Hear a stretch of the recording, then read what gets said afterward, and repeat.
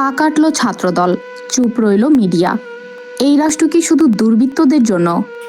শেরপুর জেলার নকলা উপজেলার ছাত্রলীগ কর্মী শাকিল, যার বয়স মাত্র 16 বছর। অপরাধ, সে মুক্তিযুদ্ধের পক্ষের রাজনীতি করে, আওয়ামী লীগ আদর্শে বিশ্বাসী। তার এই অপরাধে ছাত্রদলের কুখ্যাত ক্যাডার ইসরাফিল, কুপাবাবু গং মিলে প্রকাশ্যে বাজারে কুপিয়ে তার ডান পা বিচ্ছিন্ন করল। আজকে 3 দিন পার, দেশের তথাকথিত বড় ইলেকট্রিক মিডিয়াগুলো চুপচাপ। পুলিশের ভূমিকা?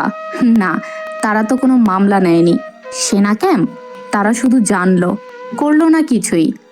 আর শাকিলের পরিবার পালিয়ে বেড়াচ্ছে নিজের দেশেই নিজেরা, কোনো ধরনের অপরাধ না করেই।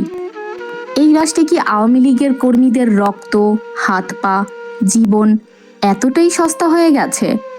এটা একক কোনো হামলা না, এটা দেশের ভেতরে ভেতরে পরিকল্পিত চক্রান্ত, যেখানে ছাত্রদলের সন্ত্রাসীরা খোলা বাজারে পা কাটে, প্রশাসন নীরব দর্শক হয়, আর মিডিয়া টাকার গন্ধে চুপসে যায়।